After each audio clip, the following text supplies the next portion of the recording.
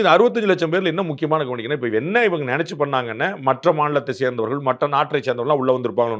ஆனா வேற ஒரு விஷயம் அங்க எமர்ஜ் ஆகி நிக்குது. என்னன்னா, இந்த 65 லட்சம் பேர்ல 22 லட்சம் பேர் இறந்தவர்கள். ஓகே. உங்களுக்கு புரியுதுங்களா? அதுக்கப்புறம் ஒரு 35 லட்சம் பேர் பெர்மனன்ட்டா டிரான்ஸ்ஃபர் ஆகி வெளிய போனவங்க. 7 லட்சம் பேர் டூப்ளிகேஷன் வச்சிருந்தவங்க. 2, 3ன்னு. 2, 3 லட்சம். இந்த மாரி பார்த்துட்டு அவங்க வந்து இது எல்லாமே இவர்களா உட்கார்ந்து பண்ணது இல்ல. உங்களுக்கு புரியுதுங்களா? இது எல்லாமே வீடு வீடா போய் பண்ணது.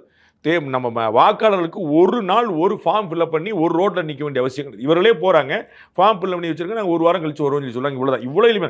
அந்த வீடு பூட்டி கிடக்குது, மாறி கிடக்குது. அவ்வளவு 2 தடவை 3 தடவை போய் வந்து பண்றாங்க. எல்லா வாய்ப்பும் கொடுக்குறாங்க. இதுல இன்னொரு முக்கியமான விஷயம், எல்லா கட்சியினருக்கும் இதை கொடுக்குறாங்க. இப்ப இந்த ஓட் சோரின்னு ஒரு பெரிய விஷயம் பண்றாங்க. இப்ப இந்த ஸ்பெஷல் இன்டென்சிவ் ரிவிஷன் வந்து ஒண்ணு வச்சுக்கிறோம். ரெண்டாவது வந்து நான் ராகுல் காந்தி அவர்கள் கர்நாடகால பெங்களூரு சென்ட்ரல் தொகுதியை குறிப்பிட்டு, அது மக்களவை தொகுதியை குறிப்பிட்டு, அதுல இருந்த மாதேபுரா தொகுதியை குறிப்பிட்டு சொல்றாரு. உங்களுக்கு தகவலுக்காக, அது மாதேபுரா தொகுதி எப்படி நான் 2-3 பேட்டில சொல்லிட்டேன். உங்களுக்கு தகவலுக்காக இதுல புதுசா என்னன்னா, ஒவ்வொரு சட்டமன்றத்திலும் மக்களுக்கு தேர்தல் நடக்கும்போது அந்த இவிஎம் பெட்டியை திறக்கும் போதே எல்லா பூத் ஏஜென்ட்டும் கூப்பிட்டு வச்சு இங்க பாருங்கப்பா, பூத் ஃபுல்லா பாருங்க, எல்லா சின்னும் காலியா இருக்கு, எதுவும் கிடையாது, நீங்க ஒரு டெஸ்ட் போடுங்கன்னு சொல்லி தேவேந்திரன் ஒரு ஓட்டு போடுவார் டிஎம்கேக்கு. அதை ஒன்று கணக்கு பண்ணி சொல்லுவாங்க. ஒவ்வொருத்தரும் ஒன்று போடுவாங்க. எல்லாத்துக்கும் எரேஸ் பண்ணிட்டு எல்லாமே செக் முடிஞ்ச பிறகு திருப்பி இதே மாதிரி எல்லாரையும் கூட்டு வச்சுட்டு மொத்தம் எவ்வளவு ஓட்டு விழுந்திருக்கு, 1150 ஓட்டு எழுதிருக்காங்க, 1150 ஓட்டு இருக்கு அப்படின்னு பூட்டி வச்சு சீல் வச்சு எல்லாரும் முன்னாடி.